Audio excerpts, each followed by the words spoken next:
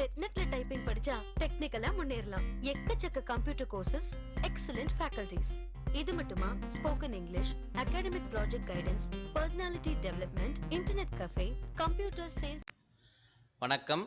So இன்றைக்கி பார்க்க போகிற என்ன ஆப்ஷன் அப்படின்னு பார்த்தீங்கன்னா, சேல்ஸ் வவுச்சரில் நம்ம ஆல்ரெடி பார்த்து சேல்ஸ் வவுச்சர் தான் பார்த்துருந்தோம்.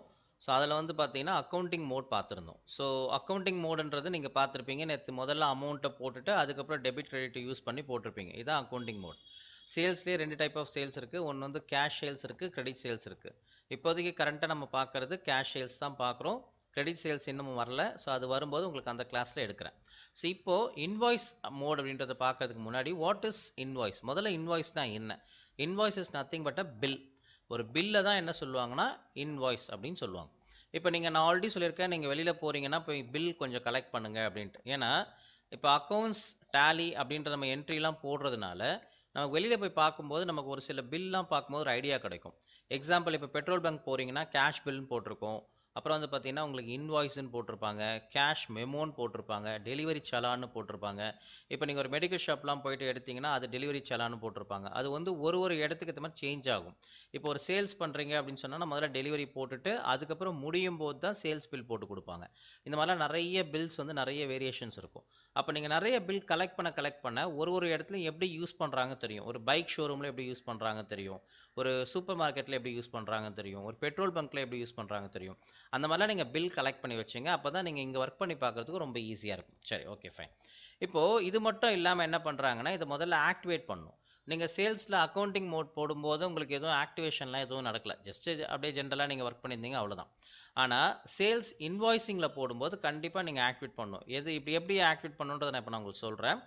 ஸோ அதே மாதிரி ஆக்டிவேஷன் மட்டும் கிடையாது, இன்வாய்ஸ் மோடில் போடும்போது நிறைய டிஸ்கவுண்ட்டும் வரும். இப்போ நீங்கள் போத்தீஸ்லாம் போகிறீங்க, சரவணா ஸ்டோர்ஸ்லாம் போகிறீங்கன்னா அங்கே ஒரு டிஸ்கவுண்ட் காலம் கொடுத்துருப்பாங்க. உங்களுக்கு 10% டிஸ்கவுண்ட் தரேன், 20% டிஸ்கவுண்ட் தரேன், 5% டிஸ்கவுண்ட் தரேன்னு சொல்லி கண்டிப்பாக டிஸ்கவுண்ட் காலம் கொடுப்பாங்க. எஸ்பெஷலி இந்த ஃபெஸ்டிவல் டைமில் நீங்கள் பார்க்கலாம். பொங்கல், தீபாவளி, கிறிஸ்மஸ், நியூ இயர்லாம் நிறையா நீங்கள் பார்க்கலாம் அந்த டிஸ்கவுண்ட்லாம். ஸோ அதையும் நீங்கள் கம்பல்சரியாக ஆக்டிவேட் பண்ணணும். ஸோ அந்த ஆக்டிவேட் பண்ணிட்டா மட்டும்தான் நம்ம இன்வாய்ஸிங் போடும்போது ஈஸியாக இருக்கும். ஸோ உங்களுக்கு அந்த டிரான்சாக்ஷன் எக்ஸாம்பிள் பார்க்குறதுக்கு பிஃபோராக இது ஆக்டிவேஷன் மட்டும் நான் பண்ணி காமிச்சிடுறேன் உங்களுக்கு. ஸோ டேலிக்குள்ளே போங்க. நான் டேலி வந்து ஆல்ரெடி கிளாஸ்க்காக என்ன பண்ணியிருக்கேன்னா ஓப்பனில் வச்சுருக்கேன். ஸோ ஜஸ்ட்டு அக்கௌண்டிங் வவுச்சருக்குள்ளே போங்க. ஸோ அக்கௌண்டிங் வவுச்சர் உங்கள் கம்பெனிக்குள்ளே தான் போடணும் கம்பல்சரியாக. ஸோ அக்கௌண்டிங் வவுச்சருக்குள்ளே போனீங்கன்னா அதில் உங்களுக்கு என்ன வரணும்? சேல்ஸ் வரணும். அப்போ சேல்ஸ்க்கு F8 அப்படின்னு கொடுங்க. F8 கொடுத்த உடனே பார்த்தீங்கன்னா உங்களுக்கு F8ல் சேல்ஸ் வந்துருச்சு. இப்போ நீங்கள் என்ன ஆக்டிவேட் பண்ணுவீங்க? F12ல் போயிட்டு சிங்கிள் என்ட்ரி மோடில் வந்து பார்த்தீங்கன்னா எஸ் கொடுப்பீங்க. அதுக்கப்புறம் வந்து பார்த்தீங்கன்னா சிங்கிள் என்ட்ரி மோடில் நோ கொடுப்பீங்க. அண்ட் தென் வந்து பார்த்தீங்கன்னா கிரெடிட் டெபிட் வந்து எஸ் கொடுப்பீங்க. இதுதான் காமனாக பண்ணுறது.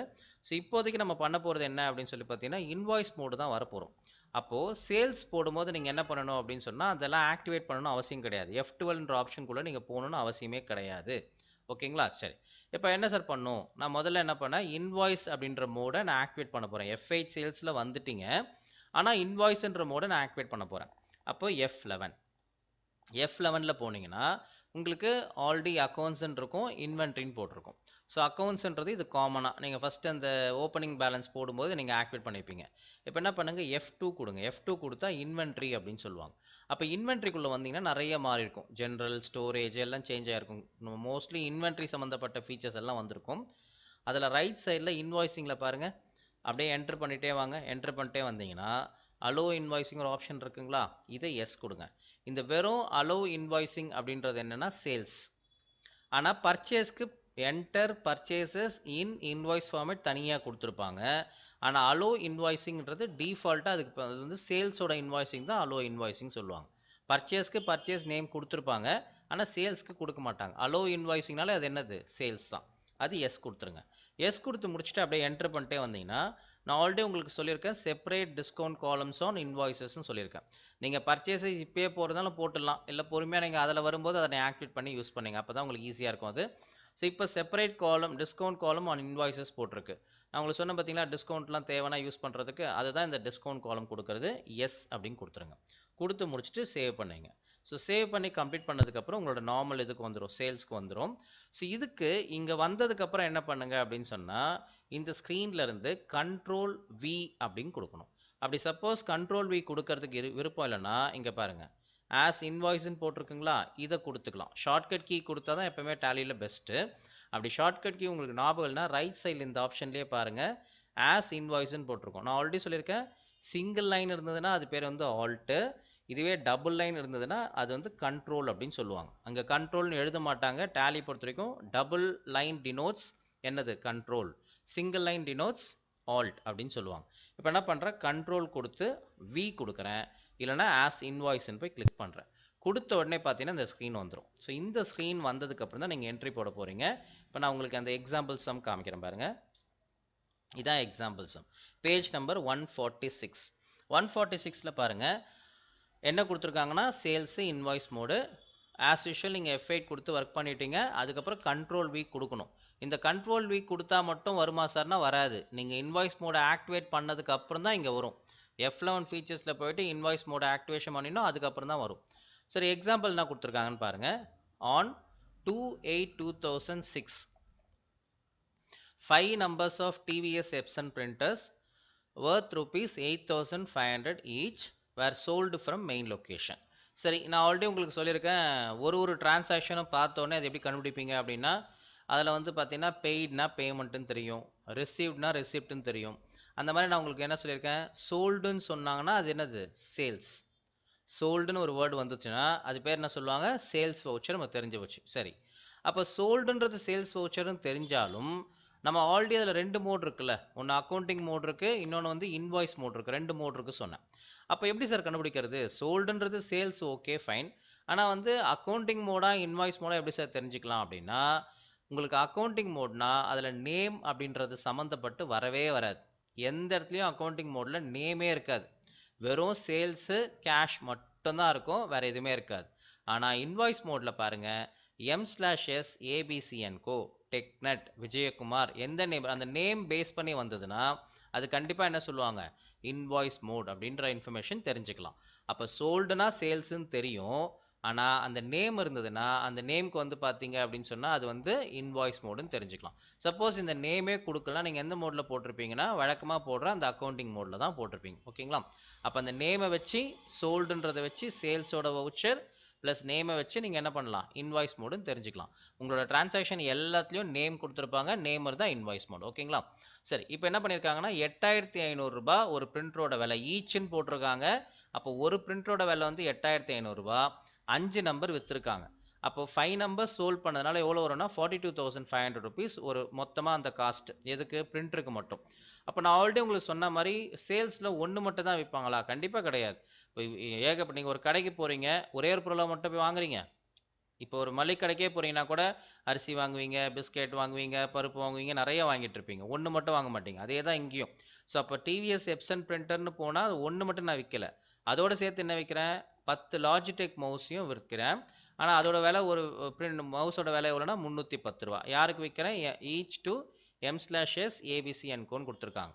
ஸோ கிரெடிட் அப்படின்றத நான் உங்களுக்கு அப்புறம் மென்ஷன் பண்ணுறேன்.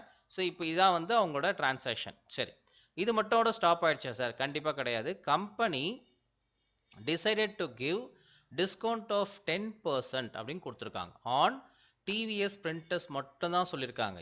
ஏன் அப்படின்னா அவங்கள அட்ராக்ட் பண்ணுறதுக்காக. ஏன்னா 5 பிரிண்டர் வாங்குறாங்க, ஒரு பிரிண்டரோட விலை 8,500 கொடுத்து வாங்குறதுனால அவங்களுக்கு என்ன பண்ணுறாங்கன்னா 10% டிஸ்கவுண்ட் தராங்க. அதனால தான் என்ன பண்ணுறோம், ஆக்டிவேஷனில் பண்ணும்போது இந்த டிஸ்கவுண்ட் காலம் ஆக்டிவேட் பண்ணிங்களா, அது இந்த ஆப்ஷனுக்காக மட்டும்தான் ஆக்டிவேட் பண்ணேன். இது டிவிஎஸ் பிரிண்டருக்கு மட்டும்தான் நம்ம டிஸ்கவுண்ட் கொடுக்குறோம். அதே மாதிரி சேல்ஸ் டேக்ஸும் மொத்தமாக கொடுக்குற வேல்யூலேருந்து சேல்ஸ் டேக் 10% கொடுக்குறோம். இதில் டோட்டல் டிரான்சாக்ஷன் வேல்யூ வந்து 45,485. இது மொத்த அமௌண்ட்டும் சேர்த்து எல்லாத்தையும் மல்வே பண்ணி பார்த்தீங்கன்னா உங்களுக்கு 45,485. இதில் சேல்ஸ் டேக்ஸ் வந்து தனியாக 10%. இதை நான் உங்களுக்கு எப்படின்றது இப்போ போட்டு காமிக்கிறேன். ஸோ 2 ப்ராடக்ட் விற்கிறாங்க, ஒன்று வந்து டிவிஎஸ் எப்சன் பிரிண்டரு, இன்னொன்று வந்து பார்த்தீங்கன்னா மவுஸ். ஓகேங்களா? சரி, இப்போது இது முடிச்சதுக்கப்புறம் டேலிக்குள்ளே வரேன். டேலி ஓப்பன் பண்ணிவிட்டு இங்கே பாருங்கள். இப்போ இந்த ஸ்க்ரீனில் நான் ஆல்ரெடி சொன்ன மாதிரி உங்களுக்கு வந்து சேல்ஸ்குள்ளே வந்துட்டீங்க. இங்கே வந்ததுக்கப்புறம் பார்த்தீங்க அப்படின்னு சொன்னால் உங்களுக்கு பார்ட்டி நேம்லாம் கேட்குது. கண்ட்ரோல் வீன் கொடுத்த உடனே மறுபடியும் மாறிச்சு பாருங்கள்.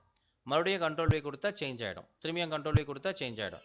இது எப்போ மாறும்னா நீங்கள் F11ல் இந்த F2ல் இன்வென்ட்ரிக்குள்ளே போயிட்டு இந்த அலோ இன்வாய்ஸிங் இருக்குல்ல, இது நோ கொடுத்துருந்தீங்கன்னு வச்சுங்க. நோ கொடுத்துட்டு இப்போ நீங்கள் கண்ட்ரோல் வி கொடுத்தீங்கன்னா மாறாது. ஏன் மாறாதுன்னா அக்கௌண்டிங் மோடில் மட்டும்தான் வரும், இன்வாய்ஸ் மோடுக்கு போகாது. ஸோ கம்பல்சரியாக என்ன பண்ணணும், F11ல் போயிட்டு இன்வென்ட்ரின்ற இந்த ஆப்ஷனுக்குள்ளே போயிட்டு இதில் இங்கே செலக்ட் பண்ணுங்கள், எஸ் கொடுங்க. கீழே அதே மாதிரி செப்பரேட் டிஸ்கவுண்ட் காலமும் எஸ் கொடுங்க. அது கொடுத்தா தான் ஒர்க் ஆகும். இப்போ கொடுத்து முடிச்சோடனே பாருங்கள், இப்போ முதல்ல டேட் போடுங்க. நிறைய டேட் போடுறதே கிடையாது, டேட்டை கரெக்டாக போட்டு வரணும். 28 போட்டாச்சு. இப்போ கண்ட்ரோல் V கொடுத்து மோடை மாற்றிடுறேன். மோடை மாற்றினோடனே முதல்ல ஆப்ஷன் என்ன கேட்கும்னா பார்ட்டி நேம் தான் கேட்கும். ஸோ பார்ட்டி நேம் என்னது, ABC & Co. So ABC & Co choose பண்ணுங்கள். இதெல்லாம் டிஸ்பேச் பண்ணுறதுக்காக டெலிவரி நோட் அதெல்லாம் கொடுத்துருப்பாங்க. அப்படியே என்ட்ரு பண்ணிட்டே வந்துடலாம். அப்படி இல்லைனா கண்ட்ரோல் A கொடுத்து அப்படியே சேவ் பண்ணிட்டு வெளில வந்துடும். வெளில வந்ததுக்கப்புறம் பார்த்தீங்கன்னா பார்ட்டி நேம் இங்கே கொடுத்தாச்சு, சேல்ஸ் லெஜர்னு கொடுத்துருக்கோம். இப்போ சேல்ஸ் லெஜரில் வந்து சேல்ஸ் அப்படின்னு சொல்லி கொடுக்கணும். இப்போ நம்ம என்ன பண்ணுறோம், சேல்ஸ் தான் போட போகிறோம். அப்போது சேல்ஸ்ன்னு கண்டிப்பாக கொடுக்கணும். சேல்ஸ் ரிட்டர்ன் எப்போ யூஸ் ஆகும்னா, ஏதாவது ப்ராடக்ட் டேமேஜ் ஆச்சுன்னா ரிட்டர்ன் யூஸ் பண்ணணும். இப்போதைக்கு நம்ம என்ன பண்ணுறோம், சேல்ஸ் தான் பண்ண போகிறோம். ஸோ சேல்ஸ் யூஸ் பண்ணுங்க. இது கம்பல்சரி. இது நீங்கள் சேல்ஸ் வந்து ஒரு சில டைமில் வராது. ஏன் வராதுன்னா, கண்ட்ரோல் என்டரில் நீங்கள் கொடுத்து செக் பண்ணிங்கன்னா தெரியும். இன்வென்ட்ரி வேல்யூஸ் ஒரு அஃபெக்டட் இருக்குல்ல, அது எஸ்ன்னு கொடுத்துருக்க மாட்டாங்க, நோ கொடுத்துருப்பாங்க. அந்த மாதிரி நோ கொடுத்துருக்கும் போது என்ன ஆகும்னா, இந்த இடத்துல சேல்ஸ்னே காமிக்காது. அப்போ என்ன பண்ணணும், வெளியில் வந்துட்டு அக்கௌண்ட் இன்ஃபர்மேஷனில் போயிட்டு லெட்ஜரில் போயிட்டு சேல்ஸில் போயிட்டு ஆல்டர் பண்ணிட்டு தான் இங்கே வர முடியும். அவங்களுக்கு யாருக்காவது வராமல் இருந்ததுன்னா, வந்ததுன்னா ஃபைன், வராமல் இருந்தவன்ட்டு அப்படி பண்ணுங்கள். சரி, இப்போ இந்த ஸ்க்ரீன் வந்துருச்சு. நேம் ஆஃப் ஐட்டம் அப்படின்னு வந்திருக்கு, குவான்டிட்டி எல்லாமே காமிக்குது. ஓகே, இப்போ நேம் ஆஃப் ஐட்டம் என்னது, first TVS Epson printer. So அதை முதல்ல சூஸ் பண்ணுங்கள். ஸோ சூஸ் பண்ண அடுத்த நிமிஷம் பாருங்கள், உங்களுக்கு அமௌண்ட்டெல்லாம் எதுவும் கேட்கல பாருங்கள். உங்களுக்கு அக்கௌண்டிங் மோடில் முதல்ல அமௌண்ட் போட்டதுக்கப்புறம் தான் அந்த மாதிரிலாம் வரும். இதில் அப்படி கிடையாது. So item allocation for TVS Epson பிரிண்டரில் குடோன் என்ன சொல்லியிருக்காங்க, மெயின் லொக்கேஷன். என்ட்ரு பண்ணுங்கள். எவ்வளோ குவான்டிட்டி கொடுத்துருக்காங்க, 5 குவான்டிட்டி. 5 குவான்டிட்டியில் எவ்வளோ வந்திருக்கு, 8140 தான் அவங்க செல்லிங் ப்ரைஸை ஃபிக்ஸ் பண்ணியிருக்காங்க. எப்போ நம்ம முதல்ல போட்டோம்னா இன்வென்ட்ரி, அந்த இன்வென்ட்ரியில் 8140 ரூபா தான் போட்டிருக்காங்க. ஆனால் இப்போ நமக்கு எவ்வளோ சொல்கிறாங்க அப்படின்னு சொல்லி பார்த்தீங்கன்னா 8500 ரூபா சொல்கிறாங்க. அப்போ 8500 ருபீஸ் தான் நீங்கள் கம்பல்சரியாக போட்டாகணும். இதனால தான் அவங்க 10% டிஸ்கவுண்ட் தரேன்னு சொல்கிறாங்க. எப்போவுமே டிஸ்கவுண்ட் வந்து ஆக்சுவல் அமௌண்ட்லேருந்து கண்டிப்பாக யாருமே கொடுக்க மாட்டாங்க. ஸோ ஏன்னா அவங்க உங்களுக்கு சொந்தக்காரங்களாம் கிடையாது. நீங்கள் எங்கே போய் கொடுத்தாலும் ஆக்சுவல் அமௌண்ட்லேருந்து டிஸ்கவுண்ட் கொடுத்து யாரும் பண்ண மாட்டாங்க. இப்போ நாளைக்கு நாளன்னைக்கு ஏதாவது எக்ஸ்பைரி ஆகுதுன்னா அப்போ தான் அது ஆக்சுவல் டிஸ்கவுண்ட்டாக இருக்கும்.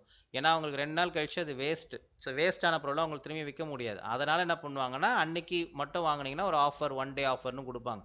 அது ரீசன் 1 டே ஆஃபர் எதுக்காக அப்படின்னா, அது இன்னொரு 2 to 3 டேஸில் அது கண்டிப்பாக வந்து எக்ஸ்பைரி ஆகிடுன்ற காரணத்துக்காக ஒரு சில இடத்துல அப்படி பண்ணுவாங்க. மேபி சூப்பர் மார்க்கெட்டில் இல்லை மெடிக்கல் ஷாப்லாம் அது மாதிரி நிறைய ஆப்ஷன் சான்சஸ் இருக்கும். நீங்கள் போகும்போதே பார்க்கலாம், offer 1 day offer 1 day offer mention பண்ணுவாங்க. அதான் அது.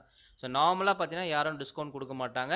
அப்போ 8140 ரூபா இருந்த ரேட்டை வந்து இப்போ என்ன பண்ணியிருக்காங்க, 8500 ருபீஸ். நீங்கள் என்ன பண்ணுவீங்கன்னா அங்கே போட மறந்துருப்பீங்க. ஸோ அதனால் என்ன பண்ணுவோன்னா, அங்கே கரெக்டாக செக் பண்ணணும். அமௌண்ட் எப்போவுமே ரேட்டு கரெக்டாக செக் பண்ணணும். கொடுத்தோன்னே அதுக்கு பக்கத்தில் போயிட்டு டிஸ்கவுண்ட் கொடுத்துருக்காங்களா, எதுக்கு, வெறும் இந்த டிவிஎஸ் பிரிண்டருக்கு மட்டும்தான் கொடுத்துருக்காங்க. அப்போ வெறும் 10% மட்டும் அங்கே போடுங்க. திரும்பியும் சொல்கிறேன், மெயின் லொக்கேஷன் போட்டாச்சு, 5 நம்பர்ஸ் போட்டிருக்கோம், 8500 ருபீஸ் ரேட்டு. ஆனால் ஆல்ரெடி இருந்தது 8140 தான் இருந்தது. நம்பர்ஸ் போட்டு 10% கொடுத்தாச்சு. மறுபடியும் என்டர் கொடுத்தோடனே அதுவே டோட்டல் அமௌண்ட் குறைஞ்சிச்சு. ஸோ 38,250க்கு மாறிடுச்சு. மறுபடியும் என்டர். ஸோ திரும்பியும் வேறு என்ன சார் இருக்குது, வெறும் டிவிஎஸ் எப்சன் பிரிண்டர்லேயே வேறு ஏதாவது இருக்கா, விற்கிறாங்களா சார்? கண்டிப்பாக கிடையாது. அப்படியே வெளில வந்துடுங்க. முடித்தோடனே மறுபடியும் வெளில வாங்க. இதை என்ட்ரு பண்ணுங்கள். என்ட்ரு பண்ணி முடித்த உடனே திரும்பியும் அடுத்தது கேட்குது. ஒரே ஒரு ப்ராடக்ட் தான் வந்து அவங்க சேல் பண்ணுறாங்களா, இல்லை 2 ப்ராடக்ட் சேல் பண்ணுறாங்க. அப்போ அது அடுத்தது என்னது, லாஜிடெக் மவுஸ். அப்போ லாஜிடெக் மவுஸை சூஸ் பண்ணுங்கள்.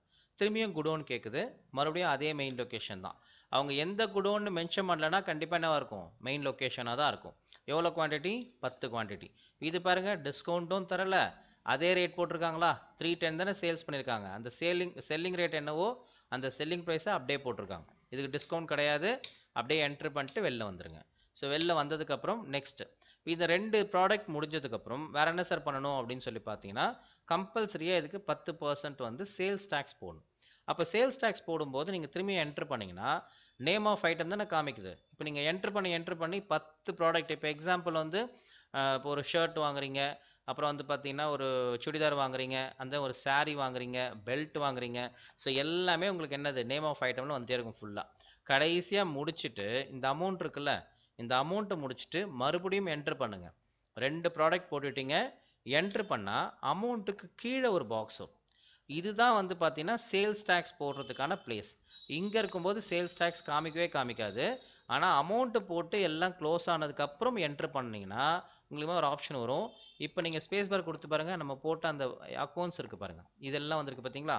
இப்போ இதே இங்கே கொடுத்து பாருங்கள், நேம் ஆஃப் ஐட்டம் தான் காமிக்கும். எல்லா TVS, Epson printer, Logitech mouse, keyboard அப்படி தான் காமிக்கும். இப்போ இந்த இடத்துல பண்ணுங்கள், சேல்ஸ் டேக்ஸ் எஸ்ன்னு கொடுங்க. சேல்ஸ் டேக்ஸ் இங்கே இருக்குது, என்ட்ரு பண்ணுங்கள். என்ட்ரு பண்ணோடனே பார்த்தீங்கன்னா அதுக்கு எவ்வளோ பர்சன்டேஜ்? 10%.